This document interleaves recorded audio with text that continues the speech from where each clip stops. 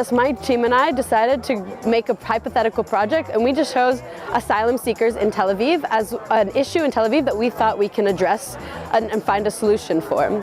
So we created Kesher Tel Aviv as like our hypothetical program, in which we discussed the issues and the barriers faced by asylum seekers, and more specifically their children, of lacking education and the stimulation they needed while their parents were off at work, and connecting them with the retired individuals who wanted a sense of maintain a sense of connection to the community and put them together to create a program. So through all this, we got to work with our group and create slideshows and videos and learn about not only this issue but about ourselves, and it was so much fun.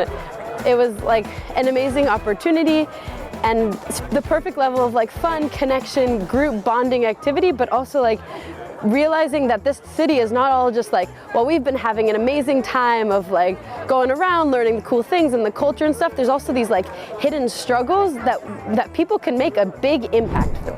So our project, we focus on Holocaust survivors and their role in society here in Israel. So what we found was the basic stats are that there are 180,000 Holocaust survivors living in Israel at this time, in the beginning of 2022. They're dying off at about 15,000 per year, which obviously isn't ideal, but it's the reality, having been over 75 years since the Holocaust.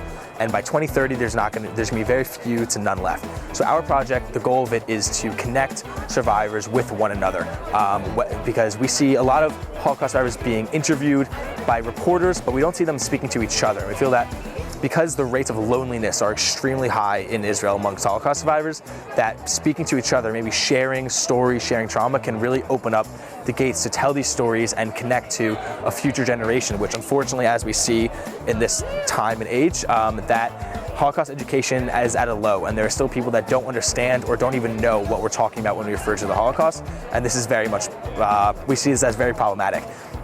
Again, we also see another problem is the relationship between the Israeli government and Holocaust survivors. A lot of them are on financial aid from the government, and it's not out of compensations, it's out of necessity. A lot of these people are unable to live with dignity, as according to their own words.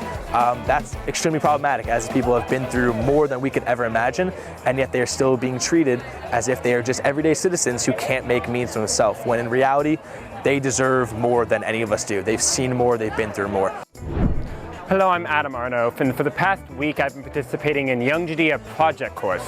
Essentially, we have been working together to solve issues in Tel Aviv, and my group was focusing on lone soldiers. Lone soldiers are individuals who do not have family in Israel but are serving in the IDF. We want to help the soldiers by connecting them with host families to feel more comfortable while serving in the IDF and during their time here. The project has been a lot of fun to work on. We have been able to speak with many lone soldiers through interviews, and these interviews are set up due to the wonderful help of Suzanne, who had connections with lone soldiers. Hi, my name is Maya. I was part of a group. We did a project called Green Course, and our goal was to rebrand Young Judea Year Course as Israel's Sustainable Gap Year program. So we wanted to implement simple steps that the program can take to become a more sustainable program, like watching their carbon footprint, recycling more, watching their food waste, turning off lights and air conditionings when you're not using them, and other things you can do to help the planet.